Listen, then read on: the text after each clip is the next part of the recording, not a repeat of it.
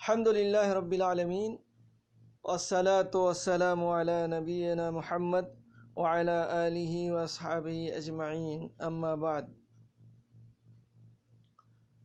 محترم اسلامی بھائیوں، آج آپ کے سامنے جس موضوع پر کچھ دیر گفتگو کروں گا وہ ہے غصے سے ممانعت۔ عن ابی ہریرہ رضی اللہ عنہ ان رجلا قال للنبي صلی اللہ علیہ وسلم اوصنی قال لا تغضب فردد مرارا قال لا تغضب، رواہ البخاری۔ حضرت ابو ہریرہ رضی اللہ عنہ سے روایت ہے کہ ایک شخص نے نبی کریم صلی اللہ علیہ وسلم کی خدمت میں عرض کیا، آپ مجھے وصیت فرمائیں، تو آپ نے فرمایا غصہ نہ کیا کرو۔ اس نے بار بار اپنا سوال دہرایا تو آپ نے بھی ہر بار یہی جواب دیا کہ غصہ نہ کیا کرو۔ اس کو امام بخاری نے روایت کیا ہے۔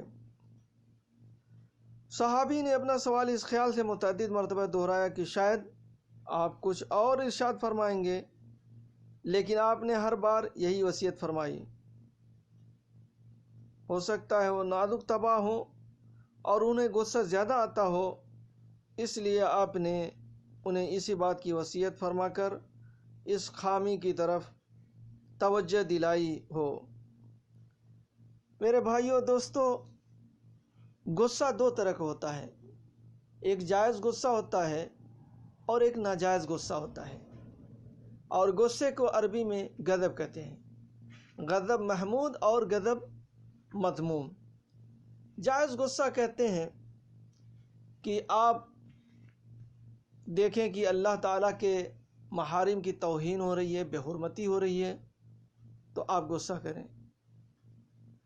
کفار و مشرکین ہمارے نبی صلی اللہ علیہ وسلم کی شان میں گستاخی کر رہے ہیں تو آپ غصہ ہوں۔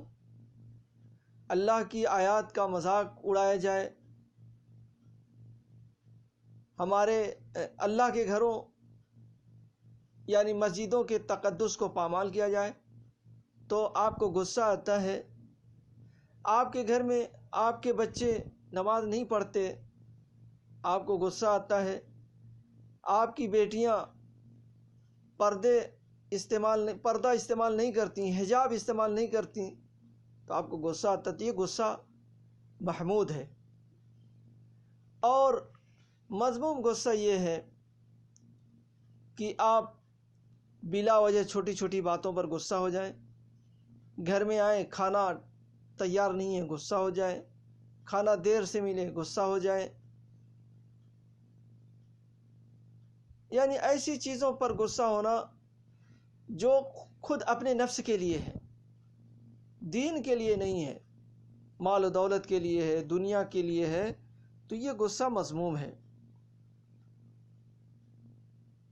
عام طور سے لوگ چھوٹی چھوٹی باتوں میں غصہ ہو جاتے ہیں، یا بہت سے لوگ ایسے پائے جاتے ہیں جن کو غصہ بہت زیادہ آتا ہے، اور ہمارا دین چونکہ دین فطرت ہے، اس میں انسانی طبیعت اور مزاج کو مد نظر رکھ کر احکامات اور ہدایات دی گئی ہیں۔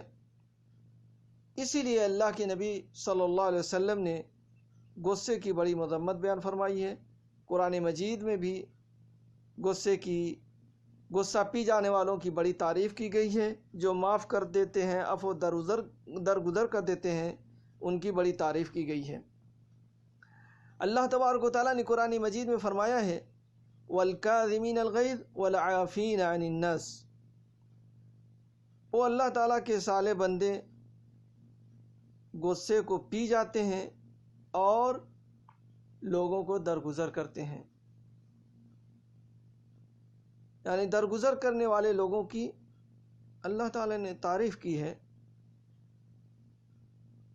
اور دوسری جگہ اللہ تعالیٰ فرماتا ہے وَلْيَعْفُوا وَلْيَصْفَحُوا أَلَا تُحِبُّونَ أَن يَغْفِرَ اللَّهُ لَكُمْ، انہیں چاہیے کہ وہ معاف کر دیں یا معافی اور درگزر سے کام لیں۔ کیا تم نہیں چاہتے کہ اللہ تعالیٰ تمہیں معاف کر دے؟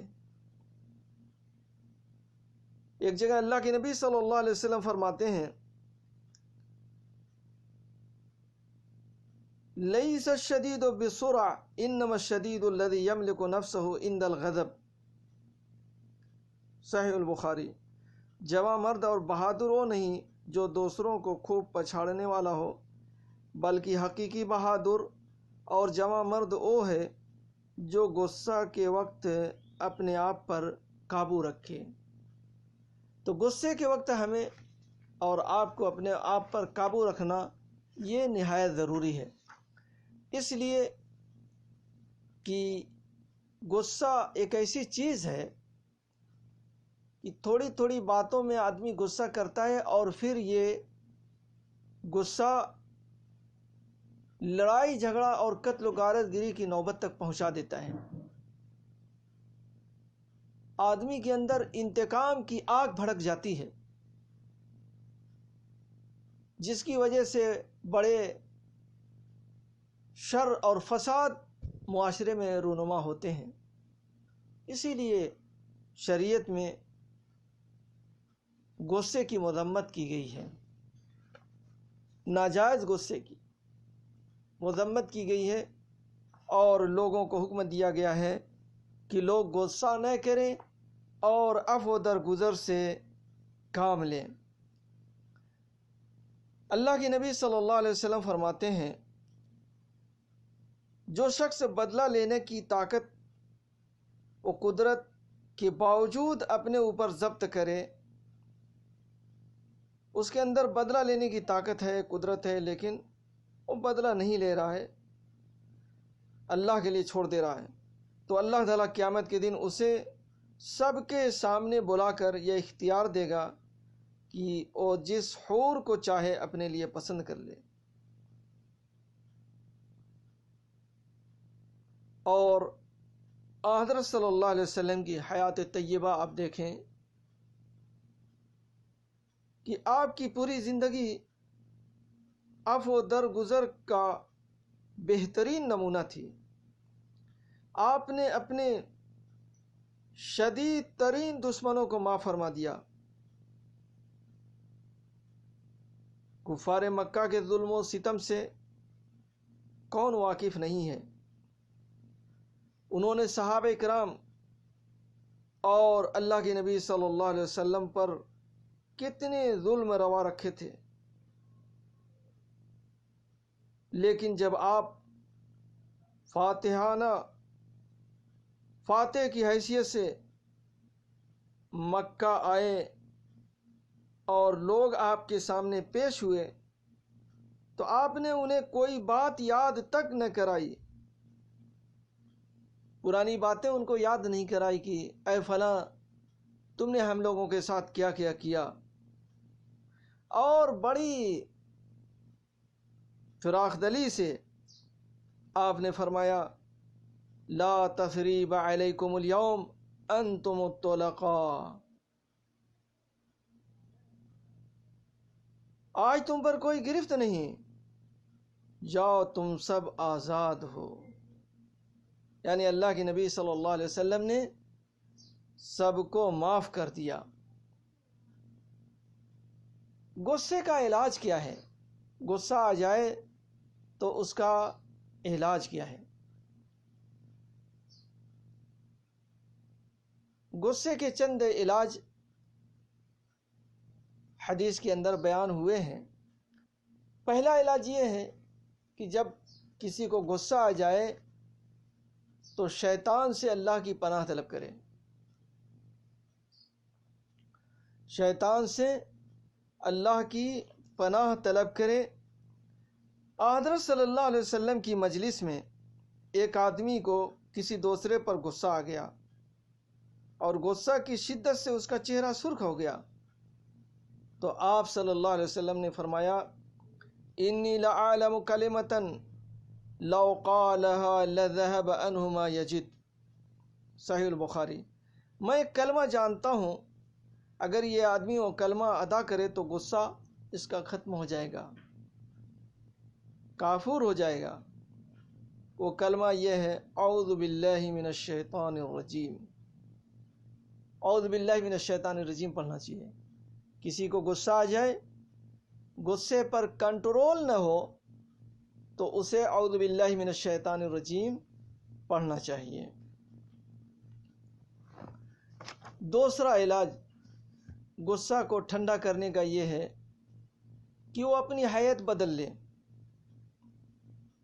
کسی کو غصہ آ جائے تو وہ اپنی حیت بدل لے۔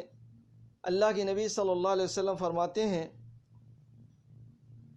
اذا غضب احدکم وهو قائم فلیجلس فإن ذهب عنه الغضب وإلا فلیضطجع، سنن نبی داؤد۔ جب کسی کو غصہ آئے اور وہ کھڑا ہو تو بیٹھ جائے، اگر غصہ ختم ہو جائے تو ٹھیک، ورنہ لیٹ جائے،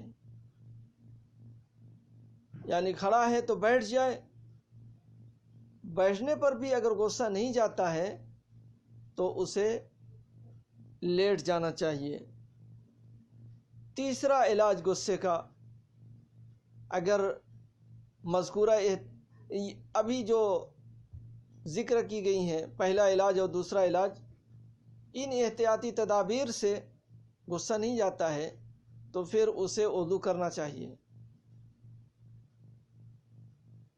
وضو سے بھی نہیں جائے تو غسل کرنا چاہیے، اس لیے کہ غصہ آگ ہے اور آگ کو پانی ہی سے ٹھنڈا کیا جاتا ہے۔ ایک حدیث میں آتا ہے، اس کو شعیب ارناؤت نے حسن قرار دیا اور بعض لوگوں نے اس کو ضعیف قرار دیا ہے، کہ غضب شیطان کے سبب ہے اور شیطان آگ سے پیدا کیا گیا ہے اور آگ پانی سے بجھتی ہے، لہذا جب کسی کو غصہ آئے تو اسے وضو کر لینا چاہیے۔ چوتھا علاج یہ ہے سکوت اور خاموشی اختیار کرے، دوران غصہ بات نہ کرے یہاں تک کہ اس کا نفس ساکن اور ٹھنڈا ہو جائے۔ حضرت عبداللہ ابن عباس رضی اللہ عنہما سے روایت ہے کہ رسول اللہ صلی اللہ علیہ وسلم نے فرمایا اذا غضب احدکم فلیسکت، اس کو امام احمد نے روایت کیا ہے اور شیخ البانی نے صحیح الجامع میں نقل کیا ہے۔ جب تم میں سے کسی کو غصہ آئے تو خاموش ہو جائے، جب تم میں سے کسی کو غصہ آئے تو خاموش ہو جائے، کیونکہ انسان جب غصہ کی حالت میں کلام کرے گا تو وہ ضرور سب و شتم کرے گا، کچھ ضرور غلط باتیں کرے گا۔ غصہ اسی کا نام ہی ہے، اس لیے ہمیں غصہ کے وقت خاموش اور چپ ہو جانا چاہیے۔ پانچواں علاج،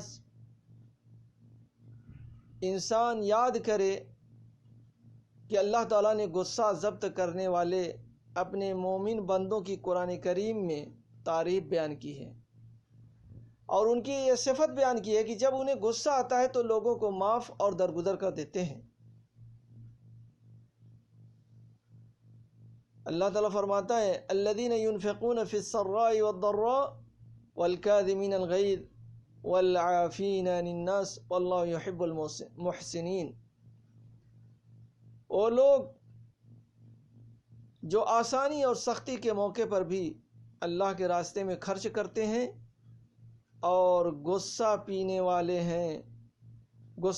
والے اور لوگوں کو درگزر کرنے والے ہیں۔ ایک دوسری جگہ اللہ تعالیٰ فرماتے ہیں والذین یجتنبون کبائر الاثم والفواحش واذا ما غضبوا هم یغفرون، وہ لوگ جو بڑے گناہوں اور بے حیائی کے کاموں سے بچتے ہیں اور جب غصے میں آتے ہیں تو معاف کر دیتے ہیں، تو پھر انسان غصے سے بچ سکتا ہے۔ یعنی ہمیں اللہ تبارک و تعالیٰ کے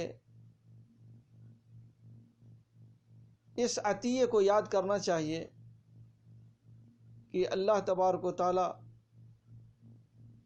ایسے لوگوں کی تعریف کرتا ہے